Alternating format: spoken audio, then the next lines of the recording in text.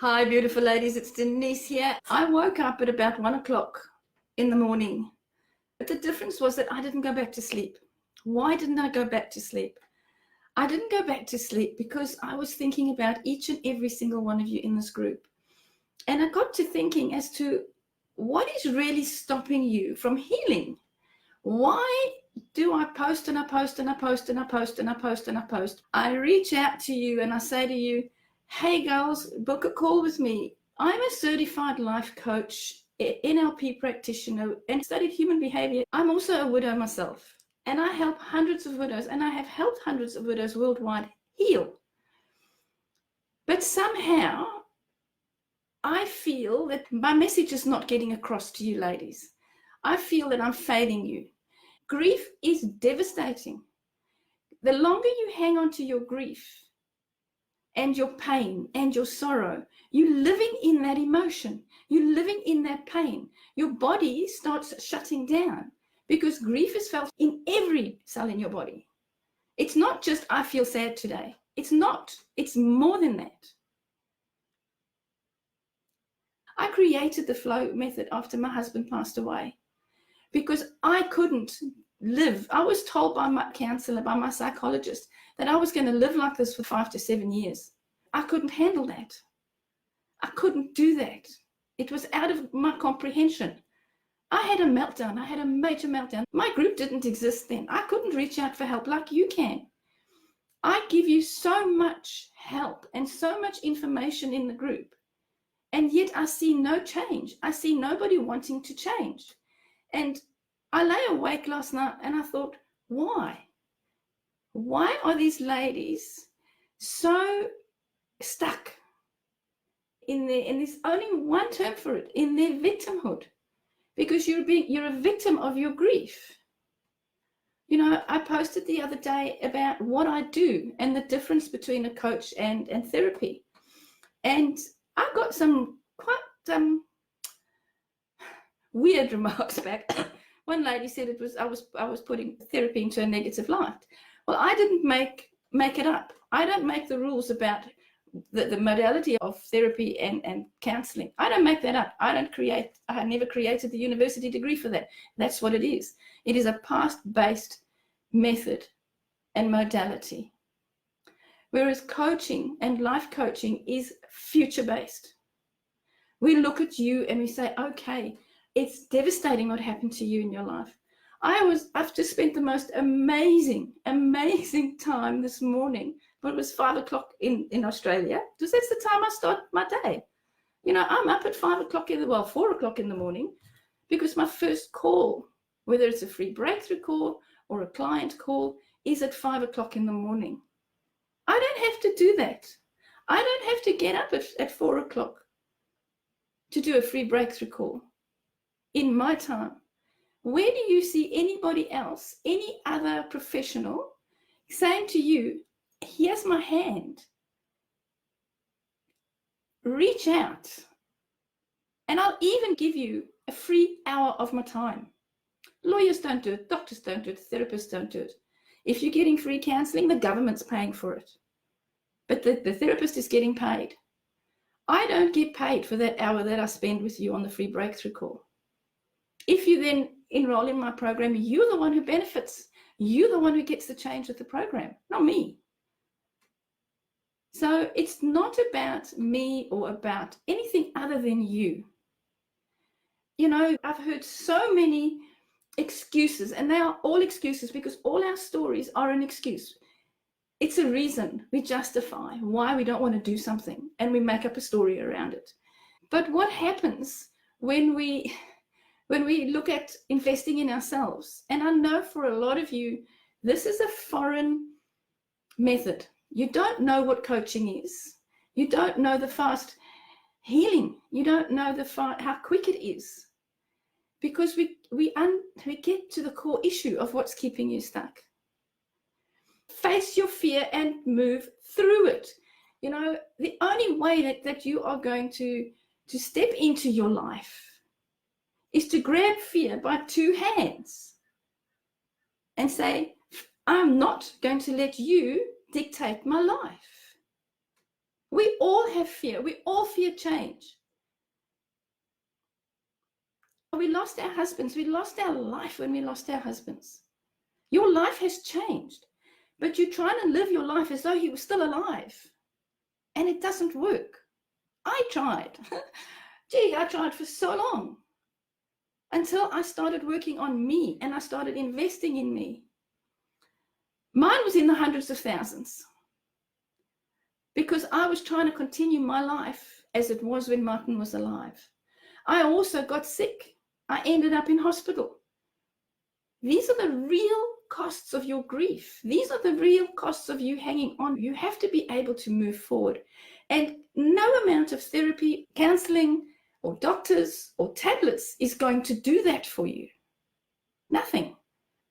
This morning I spent an hour with an amazing lady who's been in my program for just 3 weeks, who suffers from severe PTSD, or should I say suffered from severe PTSD, and was told by numerous psychologists, by numerous therapists, but she even went to a psychiatrist, that there is no hope because she witnessed her husband taking his own life, and that movie that she played over and over and over and over and over in her head. Well, last week, because we have weekly calls, last week on our call, at the end of our call, she was laughing. And she said, Denise, in 55 minutes, you have done what I haven't been able to do in 7 years. This morning we had another call. She is swimming again, she stopped swimming. She's given up everything she did. This morning she said, I got into the pool for the first time. Reclaim your life. I know your pain inside out because I've lived it. And where our limiting beliefs come from and our conditioning is that we have been told by our mothers and by everybody else who was told by their mothers that we as women have to serve. We have to put ourselves last. So when it comes now that you're on your own and your kids have left, or you don't have children, but you're on your own now, or you might not be on your own, whatever your circumstances are, you're still putting everybody else before you. You're putting your house before you. Yeah, I have calls from ladies that say, oh, I need new windows. I think I'll rather put the windows in. Well, if that's where you're, it floors me, because windows are windows. That's not going to give you personal growth. It's not going to help you heal. It's not going to reboot your life. A window is not going to reclaim your life. We have to fight. And I really dislike the word fight, because the fight always is, but we have to really fight for our lives.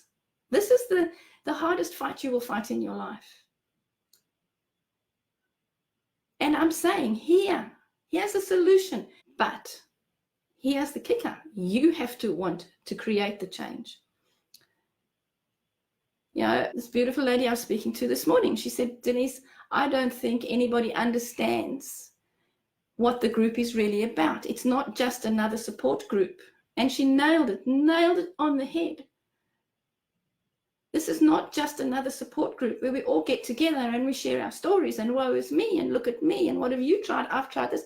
You have professional help. You have me in here. So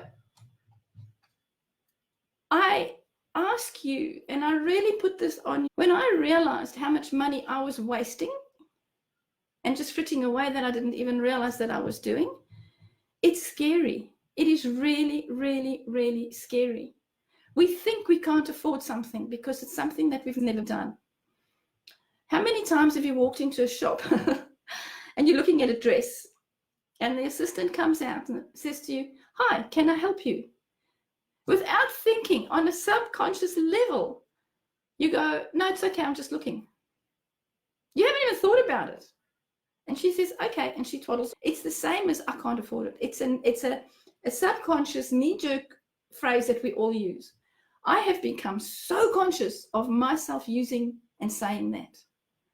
When I hear myself saying it, and you know what? I still say it, because we have money beliefs that have been ingrained in us from our parents who were trained by their parents, who were trained by their parents.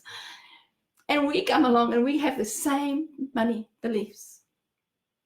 I'm broke. I can't afford it. When I have that coming up, I immediately go, well, how can I afford it? For anything in my life. What do I need to do to be able to afford it? Because when we really want to do something, we will find a way. Whether it's time, whether it's finances, whatever it is, we will find a way of pushing through whatever that obstacle is, if it's important enough to us. If it's not important, we'll make excuses. And we'll go, yeah, it's not important. You know, I can't afford it. Maybe next year. Oh, yeah, no, not this year. It floors me because if not now, when? Why do you want to keep in your pain?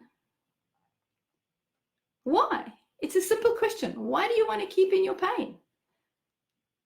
When you've got all the tools within the group, you've got me, you've got my flow program, nothing will change in your life. Nothing. I can guarantee you that we'll still be talking about, you'll still be in the group in 2 years' time, 3 years' time, going around in circles, saying, I woke up crying this morning, I don't know what to do. Or another one that I see so often in the group is, my kids don't want to talk to me anymore. They don't want to visit me. How do I get them to make time for me? Well, here's the thing. When we work through our own issues and we work and get to the underlying limiting beliefs and our strategies and our programming, all those questions fade away because it becomes immaterial. You suddenly find that they want to make time for you. They want to be with you. You want to go and do your own thing. So now you don't have time for them. You're not hanging on and expecting other people to change you. You know, a lot of you say, oh, you know, when is it ready to find a new man? When you have healed from the inside out and you have learned to love yourself. We have to love ourselves first. We have to heal. Otherwise, we take all shit with us into the next relationship. Because it's us. We take ourselves and our shit with us. Then you feel guilty. And I've seen this so often with ladies. It's pure arrogance when we think we can do it by ourselves. I've got this, I can do this on my own. I have business mentors and business coaches to help me build my business and to bring you what I'm bringing you. I don't know it all. I invest thousands of dollars into learning, into doing new things, because I want to grow and I want to become more. Then I can help you grow and become more. And that's the fundamental difference between seeing a counselor and the counselor listening to your story and then giving you and instructing you on what to do. Coaching is knowing that you're already whole within you, and it's bringing that out, and it's helping you bring it out yourself. So I know I've been on a bit of a rant, and it's probably because I've had lack of sleep. Just thinking about what can we do to help you. Would your husband want to see you crying every day? Do your kids enjoy seeing you not living? Do you enjoy the illness and the sickness that you're manifesting? Because you're staying in your grief and in your sorrow and in your pain. Healing is not about forgetting about your husband or forgetting about your memories. It's about learning to live with those with love and reclaim your life, your new journey. Because the journey and the life that you had with your husband is gone, no matter how much you try and bring it back. You know, I have some ladies that say to me, if I ask a question and I say, if I could wave a magic wand, what would you want? And they say, I want my husband back. You can't get your husband back, no matter how many magic wands I give you. That's not going to happen. It just is. It just is. There is no right, there is no wrong. It just is. It just is now for you to make a decision about your grief healing journey, about your life.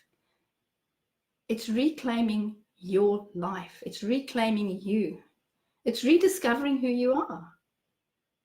Because many of you are like me. I got married young. I was 18, for goodness sake. I met Martin when I was 16. I was a child.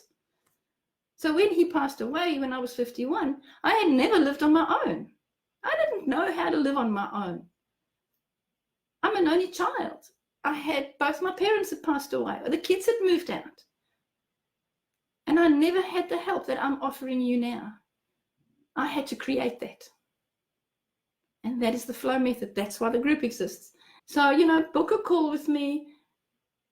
We play mental games with ourselves constantly. Yeah, I'll do it. No, I won't. Yes, I will. No, I won't. But what if I do it and it doesn't work? What if, all the what ifs. One question only. What if it does work and your life transforms? Your body, your health, your kids, everybody will thank you for it, and you will thank yourself for it. Reclaim your life. Rediscover who you are and learn to love yourself. And most importantly, grow. I love you from the bottom of my heart, and I care for you. Love you all, and speak to you soon. Bye.